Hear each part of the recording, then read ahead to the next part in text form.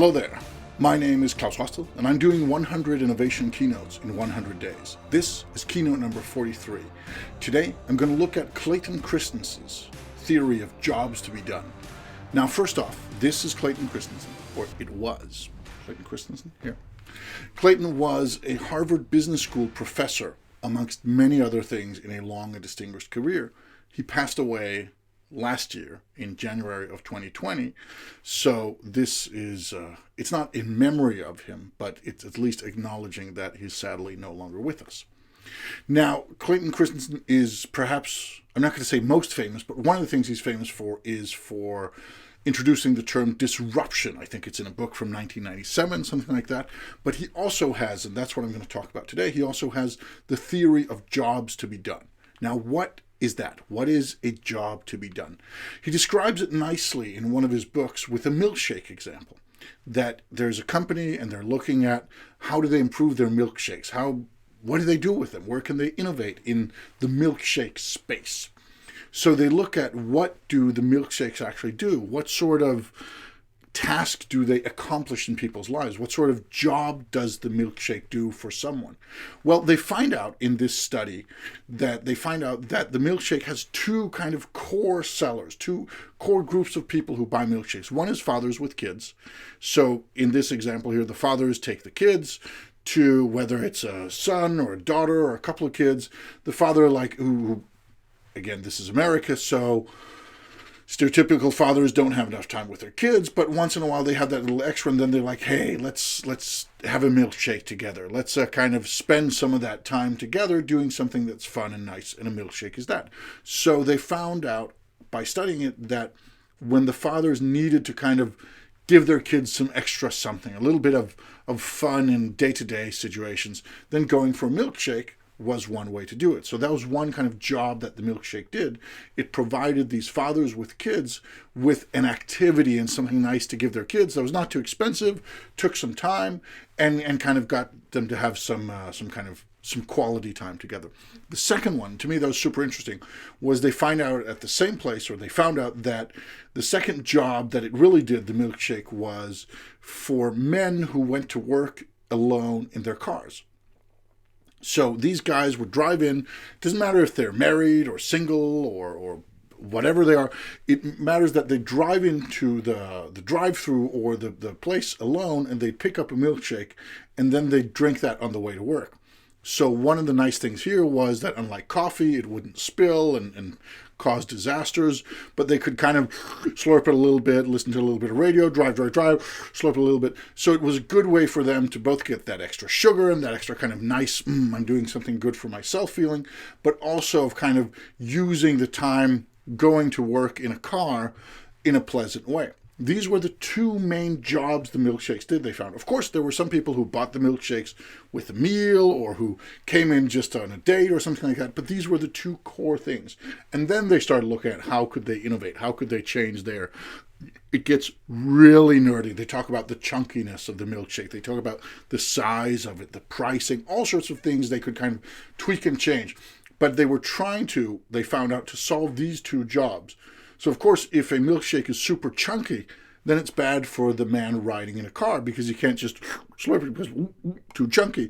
But if you're on a date or if you're drinking it or let's say half eating it for a very thick milkshake as part of a meal, that's a different problem. Then you just take off the lid and then you just drink it there and then it's fine. But you can't do that if you're enjoying it in a car. So maybe the more chunky milkshake would appeal to the father with kids, but not to the man driving alone to work. Very, very interesting. Super good example. It gets very, very detailed as such. Now, more personal one from my life and where I can say, okay, here it's very, very clear what the job to be done is here. Now, this is, of course, about podcasts. And that's why I show food ingredients. Why? Well, because I listen to podcasts. When do I do that? This is me. This is about me listening to podcasts. I do it in 5 very distinct situations. And I've kind of looked. I've looked seriously at this. Oddly enough, I'm that kind of guy. And found out there are 5 situations where I listen to podcasts. Number 1, when I cook. I like cooking for my small family, something that I spent many years not doing. And now I've suddenly kind of found a little bit of enjoyment in. But when I cook, I like to have a podcast that is playing because I'm using my hands, so I can't be on the phone. Also, I want to concentrate on the food, but it doesn't take up my entire attention span to cook, at least if it's something I'm familiar with, and then it's nice to have something that I'm kind of taking in with my ears. Number 2 situation is when I shower, because oddly enough, I managed to actually shower without using my full brain capacity on kind of washing the appropriate areas and making sure everything is wet, blah, blah, blah, and that I'm not spilling too much water on the floor. So showering is another time when I listen to podcasts. The third is when I bike. Not when I'm biking in kind of a trafficked, big city environment, but when I'm biking somewhere kind of out in nowhere or on a relaxed side street, something like that, where I don't really feel that I need to have all of my hearing. Then I hear it on kind of decent volume. So if somebody honks at me, I'll still react or yells or something. But where I feel I can get away with that without compromising safety too much. Now, you can, of course, have opinions on this. That is fully up to you. But this is just to tell you what I actually do. So when biking, I listen to podcasts. I also do it when I eat alone. When I'm sitting alone, enjoying a sandwich or a little bit of food, a little bit of pasta, something like that, then I'm sitting there munching, and sometimes I will be reading a book, sometimes I will be scrolling on my phone, but most of the time I actually find that if I'm alone and I'm not kind of taking over anybody's sound space, then I will switch on a podcast and listen to that while I'm eating because I need my hands.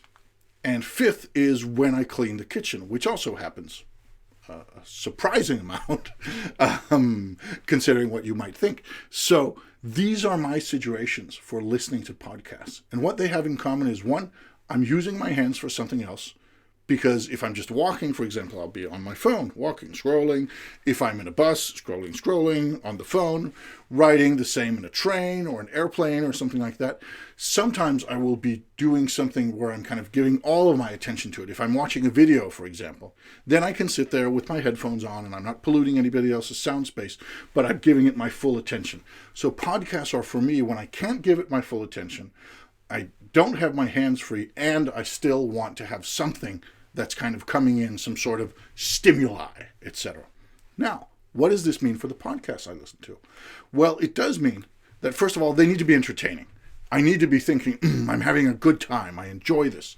Second, and this might surprise you, I've found that it works much better for me with educational podcasts than with fictional podcasts. So it's strictly nonfiction, always nonfiction, because I need to be able to, and I think I have that here, it needs to be able to have me miss a little. If you're listening to Harry Potter and suddenly, whoops, the stove is on fire, or you need to kind of shampoo your hair, or your concentration is elsewhere for 10 seconds, 15 seconds. It's not a big problem if you're listening to a documentary about something because you still get the gist of it. You might have missed a detail, but hell, we do that all the time. But if you're listening to Harry Potter and suddenly like, who's Snape? Oh, Dumbledore. Oh, have we heard about him before? Oh, yeah, he was introduced then and then. But then I was distracted. So I found that fiction podcasts are not good for me, but nonfiction work really, really well. Documentary podcasts, really, really well.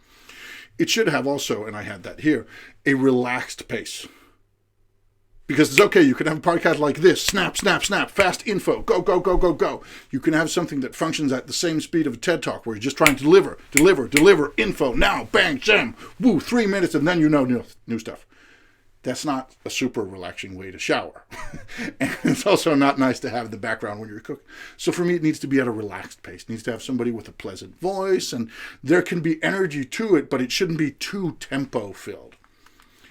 It should also be an evergreen. My girlfriend listens to a podcast that focuses on kind of what's going on in Danish politics and Danish society, and it has interesting people come into the studio and they discuss like the things that are the themes of the day.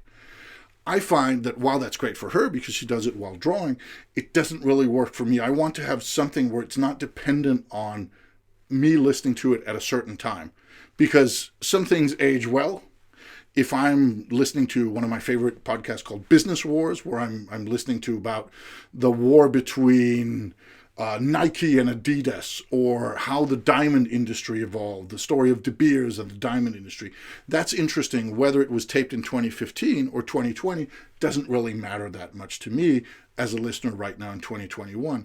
But if I'm listening to a podcast about, well, this strange virus that's in China, should we care about it? No, we shouldn't care about it. That doesn't age as well. So for me, it has to be some sort of evergreen. Sure, I get it if it was taped in the 1980s, then it might be differently. But with most podcasts, we're not there yet. I've also found it should be long, or at least have an autoplay function. And that's a simple practicality. If I'm in a shower, then there are a certain amount of minutes where I will be out of action kind of with my hands. I don't want to be changing numbers. I don't want to be switching tracks, etc.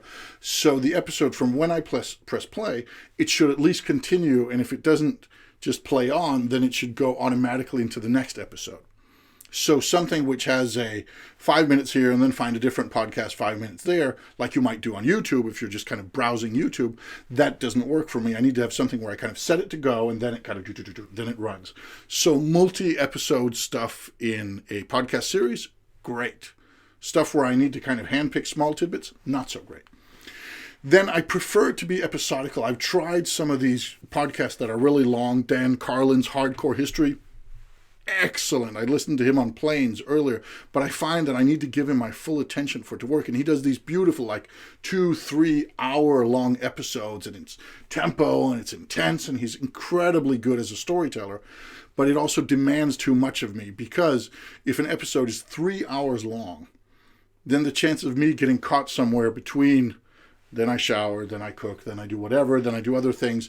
So me kind of not being able to follow where am I in the narrative is something that happens pretty often. So I like it to be defined and episodical. Not too short, but also not too long. 40 minutes, 45 minutes, an hour, really good for me. And finally, and this may sound stupid, a podcast for me needs to have high volume. And the reason for that is very simple. If I listen to something, I'm recording on my phone, so I can't show you my phone. If I listen to something on my phone, there is a maximum volume that can kind of produce. And if I'm listening by my computer, I have some pretty nice speakers on my computer, so I can dial it all the way up to 11 if I need to, and it can really get loud. It's really nice. But with my phone, it's not like that. So I will have a maximum, especially if I'm in the shower, the running water, it's going over your ears, or my ears in this case. So it means that the volume, the inherent volume of the podcast needs to have a certain level for me to even be able to hear it. And there have been podcasts that I've been unable to listen to in the shower or while cooking because of like spluttering food noises, because the volume was simply not high enough. So ironic as it sounds, not only does the sound have to be good, that's a given, but it also has to have a decent volume, because I'm listening on something that doesn't have a high volume. Now, I could have an external speaker or something like that I put up in the bathroom or in the kitchen. I have an external speaker, but I rarely kind of have the discipline to set it up, so I find that I choose my podcasts with also this as a factor. Now, with all these things said, then I choose between contenders. Then I look at, do I want to learn something about business wars? Do I want to follow the startup podcast? Is it something about investor pitches? What am I interested in at the moment? Do I want to learn how venture capital works? What are we doing? What am I kind of going for right now? But that's after all of these other things. And that's because the job that the podcast has to do for me, has to solve for me, according to Christensen's theory, is the same whether I'm interested in one or another thing. Now, with this said, what do you do? That's a question you can't answer because this is one-way communication. But I want you to think about, what do you do? How does it fit into this whole jobs to be done theory? Is it even a good way to look at it? Does it make sense, or does it get too complex? Maybe you have 1 million different users and they're all using it for different things. But maybe you can say, we have exactly this problem we're trying to solve. Some of my friends at the company Meat Butter they said, we have one job that we want our software to solve, and we're going to be really, really good at getting it to solve that problem. So it is possible. It is, for some people at least. Maybe it is for you. But take a look. How does what you do fit into jobs to be done theory? And what can you do to innovate in that space? Can you change who you're serving or how you're serving them? Or is it about length? Is it about price? Is it about cost? Is it about delivery? what can you do? Where can you kind of push the button so you're not pushing the wrong one? So you don't end up in the original milkshake example, so you don't end up making a milkshake that's chunkier and might even taste better. Maybe it's even cheaper and bigger, but suddenly the guys who are on the way to work can no longer consume it because they can't do it through a straw. Then you're hitting the wrong innovation space. Then you're improving in the wrong areas. Well, I hope I gave you a little bit of something. I want to say thank you, Clayton Christensen, though it's of course too late to say it to himself. There might be somebody who knew him or who's been inspired by him who will be able to appreciate that thank you. And to those of you out there, I want to say thank you as well.